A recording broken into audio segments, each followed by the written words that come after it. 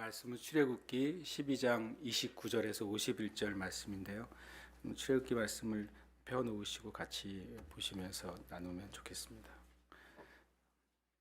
출애굽기 12장 29절에서 51절까지 함께 말씀 봉독하겠습니다. 밤중에 여호와께서 애굽 땅에서 모든 처음 난 것 곧 왕위에 앉은 바로의 장자로부터 옥에 갇힌 사람의 장자까지와 가축의 처음 난 것을 다 치심에 그 밤에 바로와 그 모든 신하와 모든 애굽 사람이 일어나고 애굽에 큰 부르짖음이 있었으니 이는 그 나라에 죽임을 당하지 아니한 집이 하나도 없었음이었더라. 밤에 바로가 모세와 아론을 불러서 이르되 너희와 이스라엘 자손은 일어나 내 백성 가운데에서 떠나 너희의 말대로 가서 여호와를 섬기며 너희가 말한 대로 너희 양과 너희 소도 몰아가고 나를 위하여 축복하라 하며 애굽 사람들은 말하기를 우리가 다 죽은 자가 되도다 하고 그 백성을 재촉하여 그 땅에서 속히 내보내려 하므로 그 백성이 발교되지 못한 반죽 담은 그릇을 옷에 싸서 어깨에 매니라. 이스라엘 자손이 모세의 말대로 하여 애굽 사람에게 은금 패물과 의복을 구하매 여호와께서 애굽 사람들에게 이스라엘 백성에게 은혜를 입히게 하사 그들이 구하는 대로 주게 하심으로 그들이 애굽 사람의 물품을 취하였더라. 이스라엘 자손이 라암셋을 떠나서 숫곳에 이르니 유아 외에 보행하는 장정이 60만 가량이요 수많은 잡족과 양과 소와 심이 많은 가축이 그들과 함께 하였으며 그들이 애굽으로부터 가지고 나온 발교되지 못한 반죽으로 무교병을 구웠으니 이는 그들이 애굽에서 쫓겨남으로 지체할 수 없었음이며 아무 양식도 준비하지 못하였음이었더라. 이스라엘 자손이 애굽에 거주한 지 430년이라 430년이 끝나는 그날에 여호와의 군대가 다 애굽 땅에서 나왔은즉 이 밤은 그들을 애굽 땅에서 인도하여 내심으로 말미암아 여호와 앞에 지킬 것이니 이는 여호와의 밤이라 이스라엘 자손이 다 대대로 지킬 것이니라. 여호와께서 모세와 아론에게 이르시되 유월절 규례는 이러하니라. 이방 사람은 먹지 못할 것이나 각 사람이 돈으로 산 종은 할례를 받은 후에 먹을 것이며 거류인과 타국 품꾼은 먹지 못하리라. 한 집에서 먹되 그 고기를 조금도 집 밖으로 내지 말고 뼈도 꺾지 말지며 이스라엘 회중이 다 이것을 지킬지니라. 너희와 함께 거류하는 타국인이 여호와의 유월절을 지키고자 하거든 그 모든 남자는 할례를 받은 후에야 가까이 하여 지킬지니 곧 그는 본토인과 같이 될 것이나 할례 받지 못한 자는 먹지 못할 것이니라. 본토인에게서나 너희 중에 거류하는 이방인에게 이 법이 동일하니라 했으므로 온 이스라엘 자손이 이와 같이 행하되 여호와께서 모세와 아론에게 명령하신 대로 행하였으며 바로 그날에 여호와께서 이스라엘 자손을 그 무리대로 애굽 땅에서 인도하여 내셨더라. 아멘. 할렐루야. 아멘. 지난주 이번 주 엄청 이제 겨울이구나 하는 생각이 들어가지고 겨울은 실은 겨울 다 와야죠. 우리가 준비가 안 돼가지고 겨울은 준비가 됐는데 우리가 준비가 안 돼가지고 좀 수고하는 분들이 많으신 것 같습니다.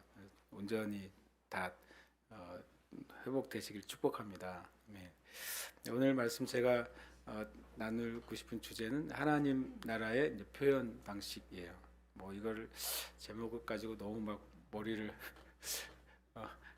쥐어짜진 않았지만 제가 말하려고 하는 의미는 우리는 이렇게 알고 느끼고 있는데 성경은 다른 방식으로 표현하고 있는 그런 부분들이 굉장히 많다는 말씀을 드리고 싶은 거죠. 만약에 성경에는 어떤 사건을 일반 신문에서 이렇게 그 사건을 보도한다면 아마 하나님 나라의 방식, 표현 방식으로는 보도하지 않을 거예요 아마. 그러나 하나님 나라에서는 하나님의 방식으로 말씀하시고 그리고 그것이 하나님 나라에서는 그것이 옳고 바르고 사실인 것이죠. 그러니까 늘 우리 안에 믿음의 그 싸움 중에 하나는 그 언어인 것 같아요. 그러니까 이 표현은 하나님 방식의 표현의 언어를 우리가 사용하고 그것으로 내 삶을 정의하거나 이해하느냐, 아니면 이 세상에서 표현하는 방식으로 내 삶을 이해하고 적응하느냐 하는 거죠. 만약에 이제 모세가 오늘 이제 모세를 통해 출애굽을 하게 하시는데, 모세가 어, 모세가 태어나서 40살이 될 때까지를 만약에 그 인생을 세상의 방식으로 신문에서 기사를 낸다면 어떤 기사겠어요? 정말 인생의 모세 그 뭐라 그럴까요? 최고의 시간이라고 표현하겠죠. 인생 최고의 시간이 한 살에 0살에서 40살까지라고 말하겠죠. 그래서 성경의 언어에서는 그 40년을 인생 최고의 시간이라고 말하지 않고 히브리서에서는 뭐라고 말하냐면 바로 믿음으로 세상의 것을 포기했다고 표현을 하는 거죠. 그러니까 이 똑같은 시간대 똑같은 사건이지만 이 세상에서 보는 관점과 또 주제가 있고 하나님 나라의 관점과 주제가 있어요. 만약 어떤 사람이 믿음을 가졌을 때 믿음의 갈등이 있는 시기는 저는 뭐라고 생각하냐면 세상에서 보는 방식으로 나를 보고 이해하는 그 언어와 하나님의 방식으로 나를 보고 이해하는 언어 사이에 이제 껴 있는 거죠. 만약 하나님이 나를 보는 방식의 언어를 취하지 않으면 아예 그냥 속이 편하죠. 세상에서 말하는 언어의 방식으로 나를 이해하고 표현하면 되는 거예요. 만약 모세 이제 40살에서 80살까지 시간은 세상의 방식에서는 그냥 잊혀진 시간인 것이죠. 그러나 하나님 나라 표현 방식은 그 40년은 하나님 모세를 준비시키시는 시간이었어요. 놀랍게도. 만약에 이제 모세가 그 우리 식으로 두 가지 방식을 선택하라고 나는 40년이 잊혀진 시간이야 라고 자기도 처음에 이해했었다가, 그러나 그 시간이 잊혀진 시간이 아니라 하나님이 자신을 준비하신 시간이었다는 사실을 받아들였을 때, 그리고 하나님이 부르심을 받아들였을 때 그가 진짜 모세가 된 거죠. 그걸 이제 그 세상의 방식으로 잊혀진 시간으로 그냥 끝까지 모세가 그걸 고수했다면, 그냥 모세는 나머지 80년 이후에 몇 년을 더 살았을지 우리는 모르지만 계속 그냥 미디안 광야에서 한 명의 그냥 필부로, 물론 이제 가족을 사랑하고 자기 책임을 잘하는 그런 이제 어떤 사람으로 살 수는 있었겠죠. 그러나 우리가 성경에 있는 정말 수많은 실은 역경이나 또 많은 반대에 부딪히고 그리고 실은 편하고 쉬운 삶이 아니었잖아요. 모세가 그런 삶을 살아가지만 진짜 하나님의 그 종의 모습으로 살지는 못했을 거예요. 그래서 저도 그렇고 여러분도 그렇고 우리가 각자의 이제 인생의 한 시기를 살잖아요. 한 토막을 살아갑니다. 그때 이 내 삶의 시간을 나는 지금 뭐 하는 시간이야라고 생각하고 있잖아요. 어쨌든 그죠? 여러분 한번 속으로 생각해 보세요. 만약에 뭐 5년 단위로 끊는다 그러면 여러분 지금 몇 년에 걸쳐 있는지 모르겠으나 저는 50에서 55세 사이를 생각한다면 나는 이 시간을 내가 뭐라고 생각하느냐는 거예요. 그런데 하나님은 나의 이 5년의 시간을 뭐라고 여기실까 하는 거죠. 그러면 내가 믿음의 삶에서 믿음의 갈등에서 벗어나서 하나님 앞에 서는 길은 하나님이 나에 대해서 보는 방식의 언어를 내가 표현하는 거예요. 만약에 이제 어떤 사람이 뭐 공부를 시험을 위해 준비하는 1년 기간 동안 어떤 사람이 만났을 때 너 뭐해? 그럼 나 놀고 있어 이렇게 말하는 사람도 있을 수 있어요. 자기는 공부하면서도 세상에 사람들이 이제 아무것도 안 하고 있는 그 시간 노는 것처럼 보이니까.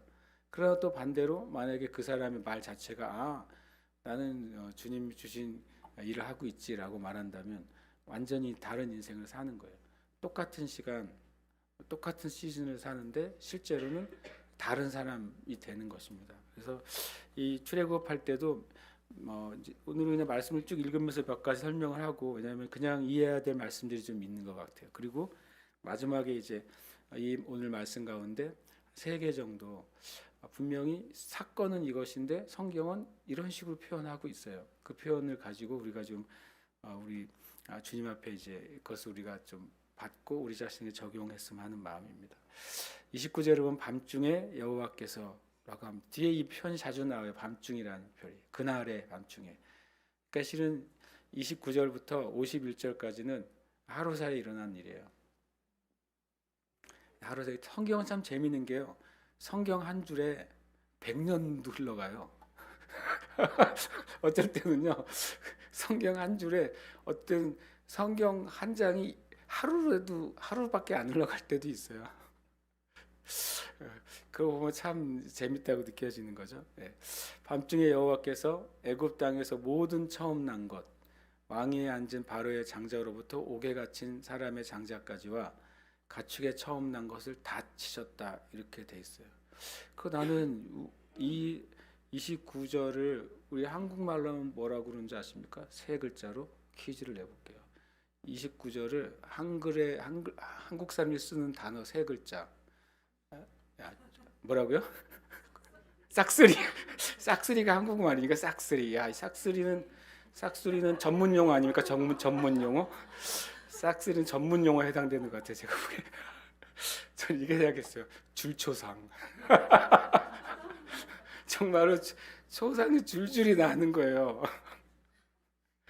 예를 들어서 무슨 생각을 했냐면 만약에 그렇다면 정말 무서운 날이겠다 싶어요. 만약에 우리 아버지가 장자야, 내가 장자야, 내 아들이 장자야. 그 집안이 한 번에 산다고 생각해 보세요. 그날 밤에 할아버지, 아버지, 아들이 다 죽은 거잖아요. 나 그걸 생각해 봤더니 엄청 무서운 거예요. 왜냐하면 모든 장자라고 말씀하셨거든요. 그러니까 어느 집안은 정말 제 말대로 줄초상이 나고 과부들이 생긴 거예요. 전부 집안이. 우리가 생각해 보면 정말 무시무시한 날인 거예요. 출애굽기 12장 29절은 정말 어떻게 보면 그 이집트의 고대 역사 가운데 기록이 되는지 모르겠으나 정말 최고의 심판의 날이나 마찬가지가 된 거죠. 주님이. 그리고 더 무서운 건 뭐냐면 이것은 11장 4절하고 8절에 하나님이 모세를 통해 바로에게 직접 말한 대로 돼버린 거죠. 11장 4절 제가 읽어드릴게요. 모세가 바로에게 이르되 여호와께서 이와 같이 말씀하시기를 밤중에 내가 애굽 가운데 들어갈 거야. 하나님이 바로에게 말하라고 그러는 거죠. 바로야, 하나님이 내가 밤중에 애굽에 들어갈 건데 그동안 안 들어오신 거예요. 9번째 재앙까지는 직접 안 오셨어요. 근데 이제 신이신 야훼 하나님이 애굽에 정말 드디어 등장을 하시는 거예요. 그런데 뭐라고 하냐면 5절에 애굽 땅에는 모든 처음 난 것은 왕위에 앉아 있는 바로의 장자로부터 맷돌 뒤에 있는 몸종의 장자와 모든 가축의 처음 난 것까지 죽으리니 애굽 온 땅에 전무후무한 큰 부르짖음이 있으리라. 이 바로가 이날 깨었을 때 그 하루 전이잖아요. 하루 전에 이 모세가 바로에게 했던 그 말.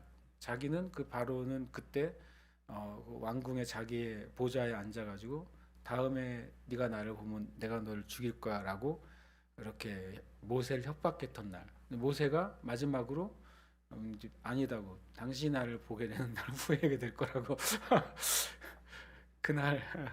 그날의 그 짧은 그 하나님의 메시지가 바로에게 얼마나 전율케 했을까 하는 생각이 들었어요. 그러니까 그 마음에 차라리 그 전에 보내줄 걸. 정말 이런 거였다면 이랬을 것 같아요. 그러니까 이 날은 정말 놀라운 날이죠. 하나님이 어떤 분인지를 정말 두렵고도 두렵게 그것을 다 드러내신 날입니다. 다 치셨다라고 말씀하고 있습니다.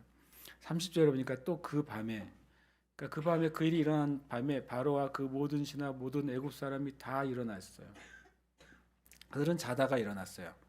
그럼 유대인들은요? 이스라엘 백성들은 아무도 안 자고 있죠 지금.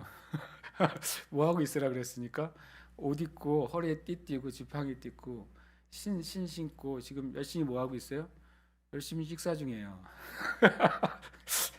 열심히 그것도 이제 양고기 스테이크로 식사 중인데 이 사람들이 자다가 일어난 거예요. 자다가 일어나서 큰 부르짖음이죠. 통곡이 이때 일어납니다. 국가적인 그 죽음의 심판, 국가적인 죽음의 재앙이 이날 하룻밤 사이에 실은 정말 임한 거예요. 이것은 어떤 뭐 전쟁이 일어난 것도 아니고 갑자기 하늘이 무너진 것도 아니고 제일 무서운 게 그런 거잖아요. 아무 일 없다가 갑자기 정말 소리 없이 일어나는 사건인데 이 밤에 이집트에 이런 정말 두려운 일이 일어나게 됩니다. 실은 아마 이 30절에 이 사람들이 일어나 가지고 완전히 넋을 다 잃었을 거예요. 정신이 나갔을 거예요. 어디로 이제 뭐 어디 불이 났다면 불을 끄고 도망갈 거고 홍수가 났다면 불이 없는 곳으로 도망갈 텐데 도대체 이 죽음을 일으킨 존재는 보이지도 않고 소리도 안 내고 그런데 다 죽은 거잖아요. 이런 공포가 세상에 어디 있어요? 어떻게 옴짝달싹 못할 공포잖아요. 이 가운데 주님이 이제 일을 행하셨죠. 주님은 말씀하시고 그 심판을 정말 이루셨어요. 그때 또 이제 밤에 바로가 이제는 계속 밤에라고 나와요. 밤에 바로가 모세 아론을 부릅니다. 자기가 다음에 만나면 너희가 죽을 거라고 한 모세 아론을 불러요. 아마 벌벌벌 떨면서 불렀을 거예요. 불러서 뭐라고 말? 너희와 이스라엘 자손은 일어나 내 백성 가운데서 떠나라. 그리고 너희가 말한 대로 가서 그 여호와를 예배해라. 근데 이번에 가서 나를 위해 축복해다오. 이게 다른 말로 뭡니까? 이 바로의 항복 선언이죠. 바로가 완전히 항복, 두 손, 두 발 다 들은 항복 선언이에요. 항복 선언 문서에 알고 보면 이 바로가 이제 완전한 이제 항복을 하게 됩니다. 하나님은 이것을 통해 완전한 승리를 받으신 거예요.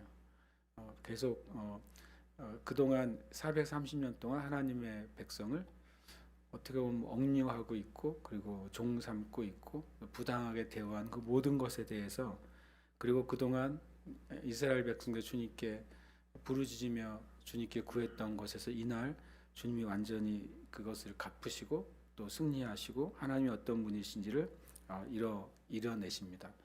단 하루 만에 그 일을 이루세요. 하나님이 하시는 일은 단 하루 만에 모든 일을 하실 수 있으세요. 예수님의 그 고난과 죽으심의 그 속죄의 사건도 실은 하루 만에 일어나잖아요. 하루 만에 밤에 잡히시고 밤 사이에 재판을 받으시고 고난 받으시고 그리고 날이 새자마자 골고다에서 이제 십자가에 못 박히시고 죽으시기까지 만 하루가 안 걸려요. 24시간이 걸리지 않은 상태에서 체포와 죽음까지가 이루어져요. 다른 말로 하면 예수님의 온 인류의 죄의 구속의 사건이 하루 만에 일어난 거예요. 이스라엘 백성이 출애굽된 그 사건, 완전한 해방의 사건도 단 하루 만에 일어나요. 저는 주님은 정말 단 하루 만에 이루세요. 그리고 얼마든지 그렇게 이루실 수 있는 분이에요. 우리의 삶 가운데도 우리 교회의 비전의 말씀 가운데 이사야 60장 22절에 때가 되면 속히 이루리라 그랬었잖아요.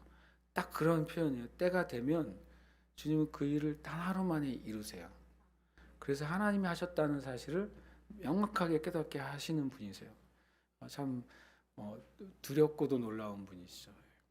그것을 이스라엘 백성도 경험하고 실은 바로가 정말 처절하게 경험을 하죠.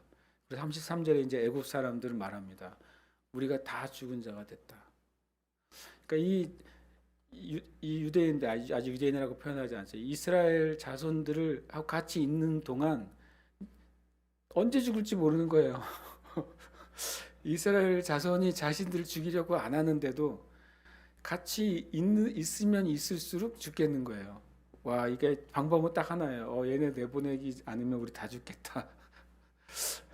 그래서 속히 내보내려고 막 사람들을 막 오히려 빨리 나가달라고 호소를 하니까 그들이 발교되지 못한 반죽 담은 그릇을 옷에 싸서 어깨에 맵니다.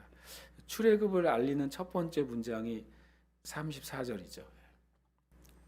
음식을 어깨에 싸서 매요. 이사 갈 때 뭐부터 챙기세요, 여러분은? 이사 갈 때 냉장고에 음식부터 챙겨야죠. 그래. 어쨌든 이 첫 번째 표현이에요. 출애굽을 알리는 첫 번째 행동이죠. 그들이 발견되지 못한 반죽. 그러니까 애굽의 누룩이 없는 떡 반죽을 그들이 딱 드디어 매게 돼요.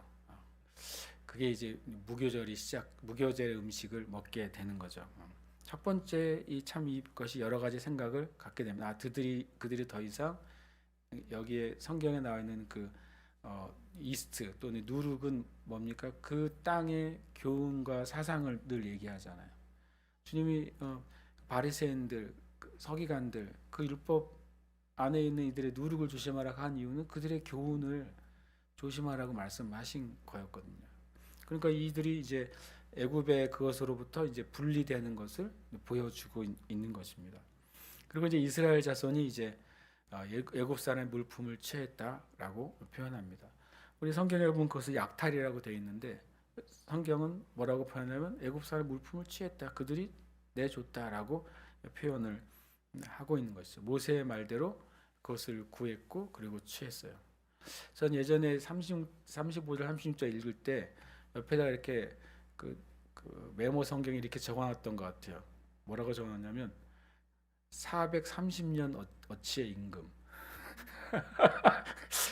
얘들이 안 줬잖아요. 그동안 임금 체불 기간이 430년이야. 그래가지고 430년 어치 못 받았어요. 근데 이날 그냥 싹 쓸어갔어요. 그런 생각이 제가 들어서 옆에 옛날에 적어놔. 야, 이거 주님이 이것도 임금 체불도 한 방에 해결하는구나. 혹시 임금이 체불되면 이 말씀을 적어놓고 선포하세요. 430년 어치도 주님이 주시는데 뭐 몇 개월 몇 년이야 안 주시겠어요. 그래서 제가 두 번째 이제 출애굽을 알리는 문장은 뭐냐면 애굽의 물품을 취한 거예요. 이게 되게 영적으로 재밌는 것이 애굽의 누룩은 제거되잖아요. 근데 애굽의 물품은 주님이 취하게 하세요. 그러니까 우리가 세상의 어떤 것 가치를 봤을 때 세상에 있는 건 다 악해라고 누가 말한다면 그래서 우리는 세상에 있는 것과 관계되면 아무것도 안 돼. 맞는 말이죠. 그러나 영적으로는 세상이 악하고 세상과 관계돼서 안 되라고 하는 것은 마치 누룩과 같은 거예요. 하나님의 진리가 아닌 것, 하나님의 기준이 아닌 것, 하나님 나라 방식의 삶이 아닌 것은 우리가 함께 할 수 없는 누룩과 같은 거죠. 그건 우리 어깨에 맬 수가 없는 거죠. 그러나 반대로 세상에 있는 물질과 부, 세상에 속해 보이는 그 모든 물질과 부도 하나님이 하나님의 백성에게 주신다는 거예요. 하나님 나라를 위해서. 그래서 때로는 어떤 신앙은 돈, 부 자체를 엄청 터부시하는 신앙이 있어요. 그래서 그리스도인은 검소하게 살아야 되고 맞는 말이지만 검소를 더 뛰어넘어 가지고 거의 좀 미안하지만 정말 불쌍하게 살아야지 경건한 모습이라고 가르치고 보여주는 그런 가끔 메신저들이 있어요. 이름은 말하면 안 되면 꽤 유명한 교회가 하나 있는데요. 그 교회가 이제 부산 쪽에 있다가 이제 수도권 쪽으로 옮겼어요. 거기에서 부목사님으로 오래 사역했던 부목사님이 저에게 상담 아닌 상담을 한번 하러 오셔서 자기가 그 교회에 계속 있어야 되느냐 말아야 되느냐를 물어봤어요. 그래서 제가 뭐라고 말했는 줄 아세요? 제가 어떻게 알아요? 그랬죠. 그게 목사님이 아니잖아요, 내가. 근데 그 부사역제는 너무 이제 부딪힌다는 거예요. 봤더니 그 교회가 엄청 재밌는 게요. 그 교회를 제가 이제 판단은 정죄는 아니지만 하여튼간 그 교회에서는 이렇게 전혀 반대예요. 예를 들어서 목사님도 한 10년쯤 입었을 것 같은 티를 입고 다니세요. 목이 늘어나가지고 이게 라운드 티가 될 수준으로. 그리고 그게 그 교회 안에서는 그냥 예수 믿는 삶에 그냥 꾸밈 없는 일상의 그냥 모습인 거예요. 그래서 그 목사님이 예를 들어서 만약에 뭐 설교하는 날 깔끔하게 이렇게 한 벌 수트를 입고 가고 양복을 와이셔츠를 입고 넥타이를 딱 깔끔하게 입고 가면 그게 좀 이상하게 보이는 교회예요. 너무 저기 목사가 너무 사치하는 거 아니야? 라는 수준의 교회. 그런 교회도 있어요. 그래서 그 아무것도 꾸미지 않고 아무것도 없는 상태가 경건의 어떤 모습처럼 보이는 교회도 있어요. 저는 그거는 굳이 그렇게 하고 싶지는 않아요. 그런데 근데 그런 개념이 있는 것 같아요. 세상에 속한 거는 다 나쁜 거니까 그게 뭐라도 우리가 손대면 안 돼. 하지만 성경을 보시면 이스라엘 백성들이 출애굽할 때 애굽 그러면 세상의 상징이잖아요. 그 모든 거를요 심하게 하면 싹 쓸어가지고 나왔어요. 나중에 그게 뭐가 되죠? 그게 성막 재료가 되잖아요. 세상의 물질이 하나님의 집의 재료가 돼요. 그 말은 그래서 물질 자체는 악한 게 아니에요. 이게 참 출애굽이 되게 놀라운 비밀이죠. 그 광야에서 무슨 성막의 재료, 그다음 성막 기구의 재료를 어디서 구했겠어요? 이때 다 가지고 나온 거예요. 주님이 내라고 하니까 백성들의 마음이 감동이 돼서 그거를 다 주님께 드리니까 이게 그 아무것도 없는 그 허허벌판 광야에서 하나님께 구별된 성막이 완성이 되잖아요. 저는 이게 참 하나님의 놀라운 은혜라고 생각해요. 그래서 지금 감리교회 그 웨슬리 목사님이 경제 법칙이 되게 유명하잖아요. 딱 세 가지예요. 누가 이제 어떻게 물질에 대한 태도를 가져야 되냐 그랬더니 첫 번째는 이렇게 말했대요. 되도록 많이 벌어라. 되게 재미있는 표현이잖아요. 되도록 많이 버니까 그러니까 바른 방법으로 되도록 많이 벌어라. 두 번째로는 되도록 많이 저축해라. 검소하게 살면서. 세 번째는 뭐냐면 주님을 위해서 다 써라. 그런 거였어요. 되게 간단한 경제 법칙이잖아요. 그런데 그게 되게 성경적인 거죠. 돈을 벌고 돈을 모으는 것을 굉장히 터부시하고 마치 세속적이라고 생각하는 그 시대에 웨슬리 목사는 그게 아니라고 말한 것이죠. 오히려 하나님 나라와 하나님의 영광을 위해 또 주님의 몸된 교회와 다른 형제 자매들을 위해서 그것이 사용될 때 마치 애굽의 물품이 거룩한 성막이 되잖아요. 그렇게 그것이 세상에 있는 것을 거룩하게 하는 방법이 되는 것이었죠. 그리고 37절에 이스라엘 자손이 이제 라암셋을 떠나서 그들 살았던 것을 떠나서 숫곳에 이릅니다. 세 번째 출애굽을 알리는 문장은 인원 점검이에요. 인원을 점검합니다. 숫곳에 장막 친다 텐트라는 의미를 가지고 있죠. 거기에 이제 텐트를 쫙 쳤을 거 아니에요. 이때 장관이었을 것 같아요. 그죠? 처음으로 이스라엘 백성이 이집트 밖에서 처음으로 하루를 잔 날이 되는 거잖아요. 그때 쫙 텐트를 치고 정말 그때 텐트를 어떻게 쳤는지 날 모르겠지만 텐트 치는 법을 배우면서 쳤겠죠. 어쨌든 유아외에 보행하는 장정이 60만 가량이요. 이것은 이제 일종의 인원을 점검한 것입니다. 함께 나온 사람들의 인원을 점검하고 수많은 잡족이 있었다고 했으니까 이집트 안에 살고 있는 수많은 인종의 사람들, 민족의 사람들이 10가지 재앙을 보면서 이집트의 신이 가짜라는 사실을 알게 됐고 바로 이스라엘의 여호와 하나님이 진짜라는 사실을 알게 됐고 실은 그들도 이제 자신이 살아왔던 땅과 지역을 떠났는데 놀랍게도 같이 나오는 그 믿음이 있었어요. 그래서 제가 전에 말한 것처럼 성경은 출애굽 처음부터 유대인과 이방인의 구원을 다 얘기하고 있다. 아예 애초부터. 유대인이 구원받은 게 아니에요. 출애굽은. 유대인과 수많은 잡족들이 구원받은 날이 된 것이죠. 처음부터 하나님의 구원의 계획 안에는 유대인뿐만 아니라 온 열방이 이미 들어가 있었던 겁니다. 양과 소와 힘이 많은 가축이 그들과 함께 했다고 말합니다. 그러니까 처음에 출애굽을 알리는 문장은 34절에 음식을 어깨에 싸는 것이고 두 번째로는 애굽 사람들의 물품이 애굽에서 이스라엘 백성들에게 넘어온 것이고 세 번째로는 사람이 넘어온 거예요. 애굽 안에서 사람이 나온 것이죠. 실은 누가 구원받아야 됩니까? 애굽에 있는 사람들이 구원받아야죠. 우리 식으로 하면 누가 구원받아냐면 아직 세상 가운데 있는 사람이 구원받아야 돼요. 아직 이 땅의 문화에 있고 이 땅의 삶을 살고 있는 그들이 하나님이 어떤 분인지를 알게 될 때, 하나님이 예수 그리스도를 통해서 행하신 구원의 은혜를 알게 될 때 그들도 출애굽하는 것이죠. 이것이 또 이제 세 가지, 아까 말한 것은 이제 음식과 누룩, 그다음에 애굽의 물품, 애굽에 속했던 사람들이 이제는 나오는 것. 그것이 출애굽에 대한 어떤 표현들이라는 것이 재밌습니다. 그다음에 이제 39절 또 그들이 이제 발교되지 못한 반죽으로 무교병을 구웠으니. 그런데 뒤에 표현이 나옵니다. 이는 그들이 애굽에서 쫓겨남으로 지체할 수 없었음이며 아무 양식도 준비하지 못하였음이었더라. 이 39절은 뭐를 우리가 보여주냐면 이제는 이 이후에는 무엇인가 필요하게 돼버린 거예요. 왜냐 아무것도 준비하지 못했어요. 이 이후에는 뭔가 새로운 방식의 뭐가 공급이 돼야 되는 거예요. 음식이 공급이 돼야 되는 거예요. 이들의 삶에 완전히 다른 이제 시즌이, 흔히 말하는 다른 삶이 열리는 것을 보여주고 있어요. 이 출애굽 이후에 첫 식사를 하면서 이제는 이들의 삶의 방식이 완전히 바뀌어야 되는구나.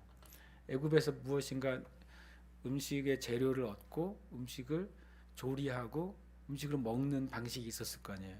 그런 것들이 문화라고 할 수 있잖아요. 모든 삶의 방식이, 음식은 문화의 제일 꼭대기에 있어요. 먹고 사는 문제는 실은 알고 보면.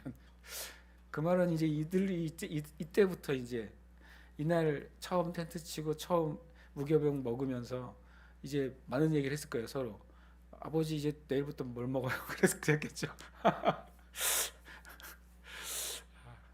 내일부터 완전히 다른 삶의 방식이 시작돼요. 출애굽은 이렇게 새로운 방식의 삶이 시작된 날이에요. 알고 보면. 이건 저는 이제 이 출애굽을 표현해주는 용어들, 다시 말하면 누룩이 없는 음식을 어깨에 매는 것, 그러니까 누룩과 단절되는 것이죠. 그다음에 애굽 사람의 물품을 취합니다. 그것이 거룩하게 되는 것입니다. 그리고 이제 그들이 그 애굽 땅에 있던 사람이 유대인이든 모든 열방의 사람이 거기서부터 완전히 나오게 돼서 분리되는 것이죠. 그 다음에 이제 음식을 시작해서 모든 삶의 방식, 인생의 모든 삶의 방식이 애굽의 문화에서 이제 하나님 나라 백성의 문화로 바뀌는 거예요. 출애굽은. 그러니까 우리가 예수 믿고 내 영은 거듭났지만 어떤 경우에는 이것이 안 바뀔 때 고통스럽잖아요. 내 살아가는 방식의 문화는 여전히 예수 믿기 전이나 세상의 방식으로 돌아가고 있는데 주님을 만나면 그 방식으로 살아서는 안 되는 거예요. 그것 때문에 계속 부딪히는 거죠.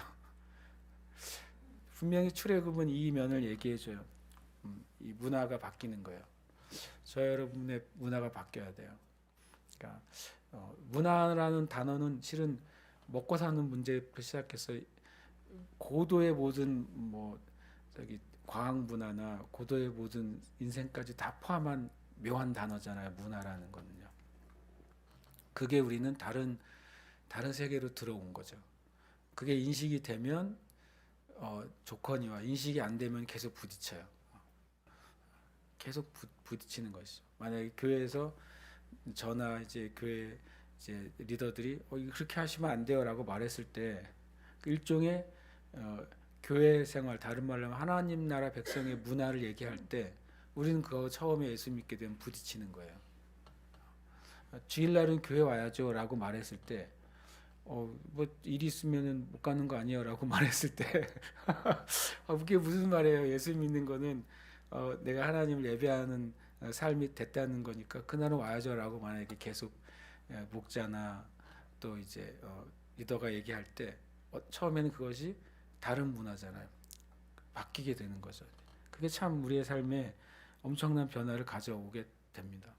그리고 40절에 이제 이스라엘 자손이 애굽에 거주한 지 430년이라 430년이 끝나는 그날에 여호와의 군대가 다 애굽의 땅에서 나왔은즉. 이 말을 읽다가 이따 한 번 더 얘기하겠지만 430년이 어디서부터 몇 년 몇 년 이렇게 계산하는 말이 아니야. 여기서 말하는 의미가 뭐냐면 무슨 의미가 보이세요? 430년이 끝나는 날에 여호와의 군대가 애굽 땅에서 나왔는데 이스라엘 자손이 나온 거야. 430년이 끝나는 날. 그러면 이거를 누구를 생각하게 만드는 거예요? 야곱이 언제 이집트에 들어왔을까요? 6월절에 들어온 거예요. 미래에 있을 430년 뒤에 있을 6월절 날 야곱이 이집트에 들어왔다는 소리예요. 놀랍게 돼요. 그거를 말해주잖아요. 430년 끝나는 그날, 이 6월절이잖아요. 이날에 출애굽했으니까 거꾸로 환산하면 그 야곱이 이스라엘이 야곱이잖아요. 이스라엘이 들어온 날부터예요. 이집트에. 그러면 야곱은 놀랍게도 6월절을 들어왔어요. 하나님의 그 행하시는 그 일이 참 놀랍다 이런 생각을 제가 갖게 됩니다. 하나님의 하시는 일이 참 놀랍죠. 그 밤은 그들을 애굽 땅에서 인도하여 내심으로 말미암아 여호와 앞에 지킬 것이니 이는 여호와의 밤이에요. 여호와의 밤. 우리가 6월절이라고 표현하지만 실은 바로 이제 출애굽기 표현은 여호와의 밤이라는 표현이 들어가요. 6월절은 여호와의 밤이죠. 주님이 십자가에 잡히시고 신문 받으시고 죽으신 그날은 실은 하나님의 날이에요. 예수님이 죽으신 날이지만 하나님이 예수님을 죄가 되게 하시고 하나님이 예수님을 심판하신 거예요. 우리 대신. 그날도 바로 여호와의 날, 하나님의 날인 거죠. 그래서 우리의 죄가 예수님에 의해서 심판받은 날이죠. 그래서 우리가 구원받은 날이 바로 그 날이 되고 여호와의 밤이 되는 것입니다. 그래서 43절 여호와께서 이제 뒤에 6월절 규례를 한 번 더 설명하십니다. 그러니까 이 출애굽을 알리는 문장을 제가 이제 몇 개 계속 이어서 말하는데 하나는 이스라엘 백성이 애굽의 문화와 단절된 날인 거죠. 그리고 애굽의 세상의 물질이 오히려 하나님 나라의 백성에게로 옮겨진 날이에요. 요즘에 용어로 쓰면 뭐라고 될까요? 요즘 이제 교회에서 사용하는 영적인 용어가 부의 초자연적인 이동이 일어난 날이죠. 그렇잖아요. 초자연적으로 애굽의 부가 이 이스라엘 백성에게 넘어간 날이에요. 그 다음에 이제 사람이 애굽에 속한 사람이 이제 하나님의 백성으로 넘어온 날이고, 그 다음에 이제 새로운 하나님 나라의 문화가 시작된 날이고, 그 다음에 이 날이 바로 하나님의 절기가 된 날이에요. 기념일이 된 거죠. 이 날이 기념일이 됐습니다. 6월절 규례는 이방 사람은 못 먹고 대신 돈으로 산 종은 할례를 받으면 먹을 수 있고 거류인과 타국 품꾼은 못 먹고, 이제 이 6월절 규례 안에 음식을 먹을 수 있거나 먹을 수 없는 사람에 대해서 주님이 이제 기준을 제시해 줍니다. 왜냐하면 이 6월절이 모든 사람이 지켜야 되는데 이 모든 사람이 하나의 공동체로 함께 지키기를 바라시는 거예요. 그러면서 한 집에서 먹어야 된다. 음식은 고기를 조금도 집 밖으로 내지 말고 뼈도 꺾지 마라. 왜냐하면 한 집에서 고기를 먹는 사람들이 보혈 안에 보호를 받는 거잖아요. 그래서 이 보혈 안에 한 집에서 보호받는 그들이 한 공동체인 거예요. 그들이 구원의 공동체죠.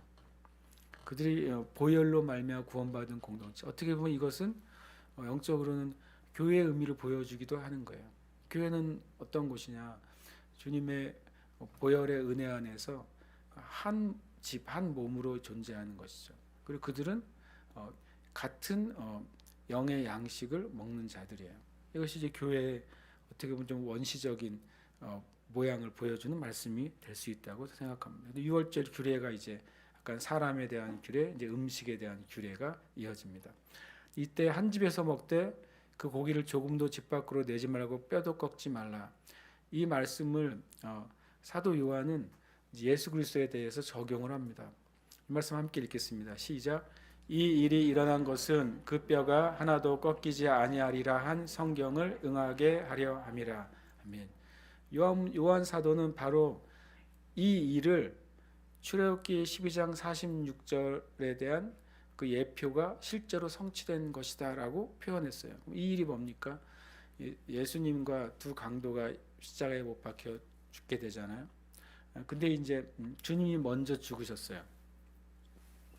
이게 평일날 십자가 사건이 일어났다면 이 주님은 먼저 죽었지만 내버려 뒀을 거예요. 왜냐하면 나머지 두 죄수가 죽을 때까지 기다렸을 거예요. 그런데 그때가 언제입니까? 유월절 전날이고, 유대인들은 유월절 때 시체가 매달려 있는 거는 부정하기 때문에 이건 치워달라고 요구하게 되는 거예요. 근데 아리마대 요셉이 요구했단 말이에요. 예수님의 시신을 나에게 주세요. 그래서 확인해 봤더니 그 예수는 죽은 거예요. 근데 두 명은 아직 살아 있는 거예요.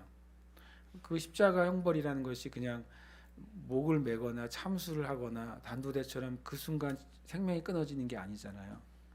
그러니까 더 고통과 괴로운 가운데서 이제 형벌을 받는 형벌인데, 예수님은 이제 그 두 죄수에 비해서 훨씬 더 피를 더 많이 쏟으셨기 때문에 쇼크의 상태가 더 빨리 온 것이고, 그리고 양쪽에 이제 보통 우리가 손바닥에 예수님의 있다고 하지만 손바닥보다 훨씬 더 팔목에 가까운 손바닥에 있다고 봐야 됩니다. 5개 손가락 뼈가 모아지는 자리에 못을 쳤기 때문에, 안 그러면 중간에 손바닥을 쳤으면 좀 상상하기 싫지만 찢어져 가지고 그 죄수가 떨어지게 돼 있어요. 그래서 그 뼈 사이에 걸리게 못을 치는 겁니다. 그러니까 얼마나 잔인합니까? 그러니까 매달려 있는 거예요. 매달려 있을 때 고통스러우면 다시 일어나고, 그것을 반복하다가 나중에 이제 두 손이 완전히 처지게 되면 몸에 있는 횡격막이 심장을 압박해요. 심장과 폐를 압박하면서 숨을 쉬지 못하게 되면서 고통 가운데 죽는 거예요. 주님은 그 채찍질을 엄청 많이 받으셨고, 그리고 피를 흘리셨기 때문에 오랜 기간 거기에 형벌을 실은 다른 죄수들보다 받지 못한 거죠. 그러니까 예수님 먼저 죽으셨어요. 그런데 빨리 이제 죽게 하는 방법은 무릎을 일으키지 못하게 하면 횡격막이 이제 심장을 압박하니까 빨리 죽어요. 다른 죄수들은 아직까지는 그 정도는 아닌 것이죠. 그러니까 어떻게 했습니까? 그 빨리 죽게 하는 방법이 무릎을 못 일으키게 하는 거니까 무릎뼈를 햄머로 부수는 겁니다. 무릎뼈를, 그것도 얼마나 잔인해요.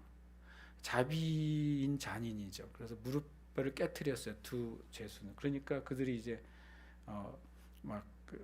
고통 가운데 곧 죽어가고 있겠죠. 예수님의 무릎도 깨트리려고 왔는데 예수님은 이미 진짜 사망하신 거예요. 근데 무릎을 깨트릴 필요는 없으니까 사망을 확인하기 위해서 어떻게 했습니까? 창으로 이제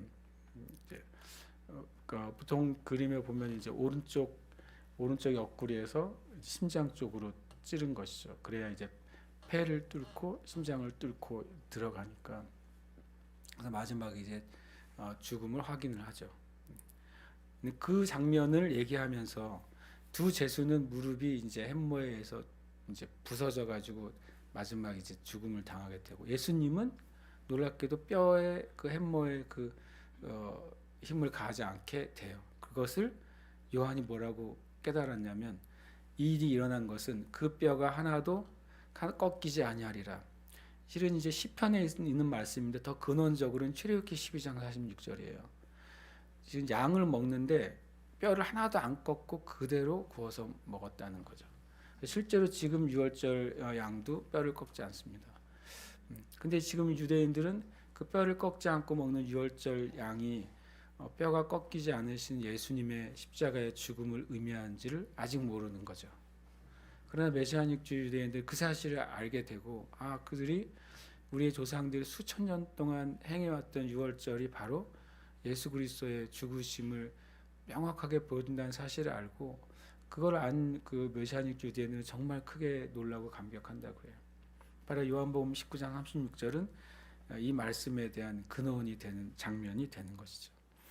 그리고 너희와 함께 거래하는 타국인이 여호와를 누가 지키길 원한다면, 유월절을 지킨다고 하는 것은 뭐냐면 하나님의 백성이 되겠다는 소리잖아요. 나 하나님의 백성이 돼서 그 하나님의 출애굽의 역사에 나도 참여하고 싶어요. 그러면 모든 남자는 할례를 받은 후에 가까이 하여 지킬지니. 이거는 이제 유대인의 개념으로 보면 개종을 하는 거예요.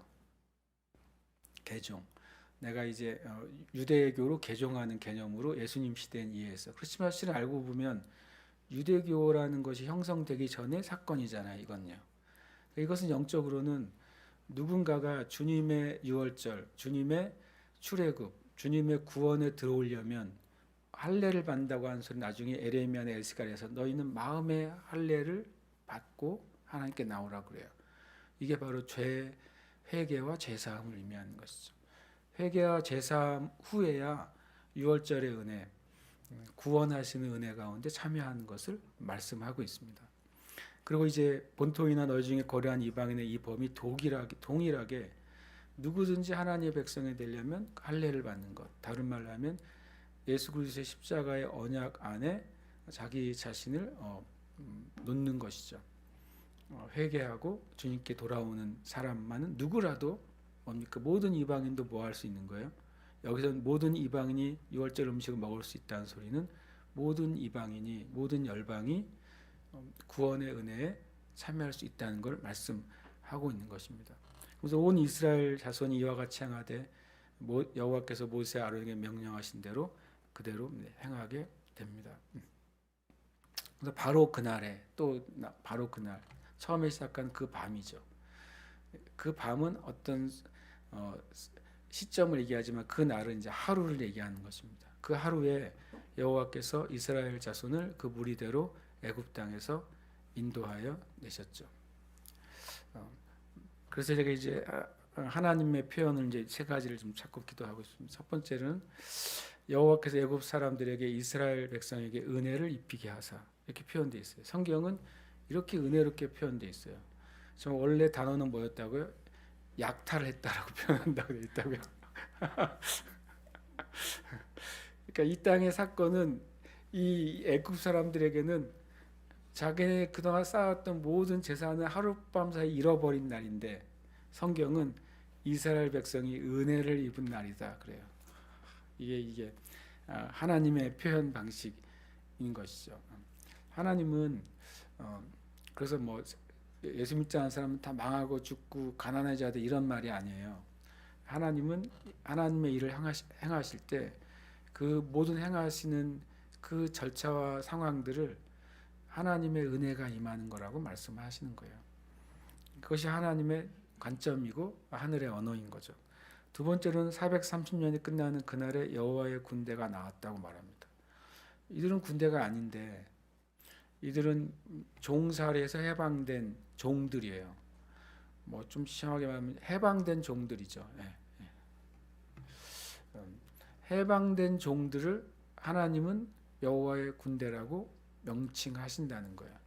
아직 이들은 군대로 조직되지도 않았고 훈련을 해본 적도 없고 실은 한 번도 전투 경험이 없는 이들인데 성경은 이미 군대라고 말씀하세요.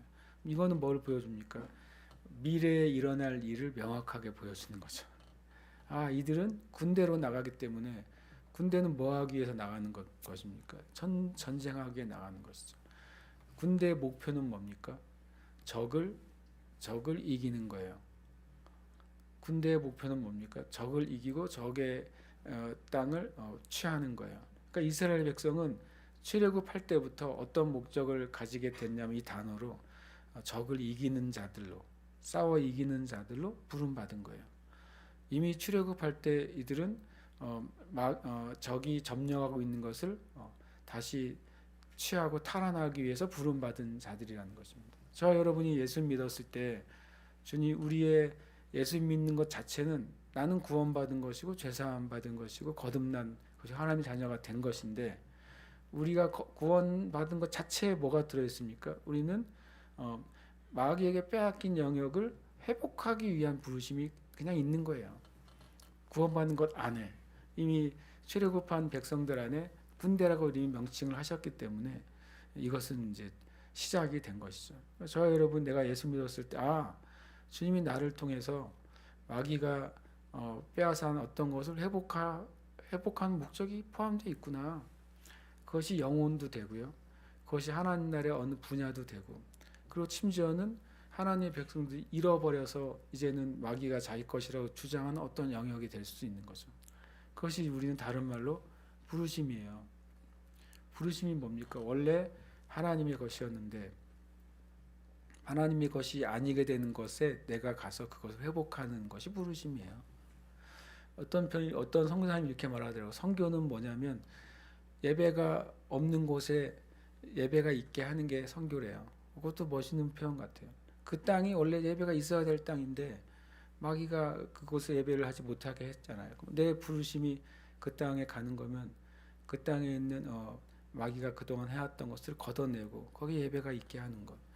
실은 그게 이제 군대적인 의미가 될 수 있어요. 우리 가운데. 세 번째 하나님의 표현은 뭐냐면 바로 그날에 여호와께서 인도하셨다고 말합니다. 보면은 실은 실제로 일은 누가 해요? 모세와 아론이에요. 실제로 모세 아론이 다 하잖아요. 모세와 아론과 나중에 이제 지파별로 리더들이 하고 그 지파 안에 있는 1000부장, 100부장, 50부장, 10부장들이 해요. 실은 사람이 하거든요. 하나님의 명령을 받고 하나님에서 세워진 사람들이 하는데 이 모든 것을 주님이 직접 하신 걸로 표현합니다. 성경은 주님이 인도하여 내셨다 그래요. 주님이 이끌어내셨고 이것이 성경의 이제 하나님 나라의 표현 방식이에요. 여러분 성경 읽으실 때 다시 말하면 세상에서 만약에 기사를 쓴다면 이렇게 쓸 내용인데 하나님은 이렇게 말씀하시는구나. 그러면 나는 이 하나님의 표현 방식을 내가 취해야 하나님 나라의 백성으로 사는데 문제가 없는 거예요. 그래서 우리가 이 하나님 나라의 표현 방식에 익숙해질수록 나의 신앙의 삶이 견고해집니다. 그러나 하나님 나라의 표현 방식이 나에게 익숙하지 않고 여전히 육신과 세상의 표현이 내 입에서 나오기 시작한다면 이제 싸움인 거죠. 그것이 저와 여러분 안에 정말 하늘나라 방식의 표현으로 우리 자신도 그렇게 말하고 일어나는 상황과 사건도 그렇게 말하고 그리고 또 교회에 대해서 그렇게 말하게 되시기를 축복합니다. 그게 하나님 우리에게 주신 놀라운 그 은혜인 것이죠. 함께 이 시간 기도하겠습니다. 말씀들을 제가 오늘은 그냥 중요한 딱 그 뭐라 그럴까요? 장면이거든요. 정말 나온 장면이에요. 430만에 나온 장면. 하나님이 얼마나 정확하시고 그리고 또 적절하신지를 성경은 말씀하십니다. 그래서 우리가 그 주님께 신뢰의 고백을 하고 싶어요. 주님, 저의 삶 가운데 주님은 정말 적당하시고 온전하신 분이십니다.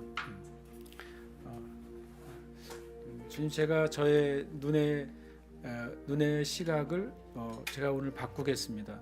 나의 관점을 바꾸겠습니다. 그래서 제 삶 가운데 그 관점을 볼 수 있게 해달라고 우리가 기도해야 되겠어요. 만약에 이제 어떤 예수 믿지 않는 학자가 이런 표현을 썼대요. 보이지 않는 세계가 있는데 왜 그걸 우리가 왜 모르는 이유가 신기하죠. 하나님을 안 믿는 과학자인데 보이는 세계가 있는데 우리 인간이 왜 모르냐면 이렇게 표현했어요. 그 사람의 개념 안에서는 사과가 있어요.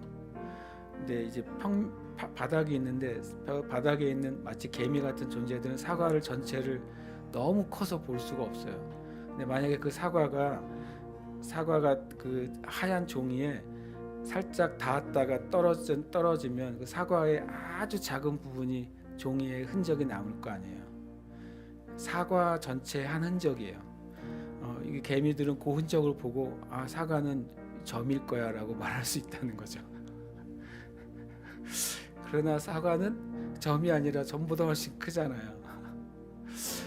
놀랍게도 우리가 이제 하나님 나라의 관점을 가지지 않고 마치 그 과학자 말하는 생각을 갖게 되면 하나님도 이 땅에 일하신 그 지점만 생각하는 거죠. 하나님은 이 정도 분이셔. 하나님은 이렇게 일하셔라고 내가 생각하는 거죠. 그러나 이제 성경의 언어를 보게 되면 정말 우리의 주님이 영의 눈을 열어 주셔서 아람성을 가득 메우고 있는 도단성을 가득 메운 아람의 군대보다도 도단성을 더 가득 메우고 있는 불말과 불병을 보게 될 거예요. 주님, 우리의 눈을 열어주세요. 우리의 관점을 열어주시고 바꿔주세요 라고 우리가 오늘 이 시간 기도하고 있습니다. 함께 이 시간 기도하겠습니다.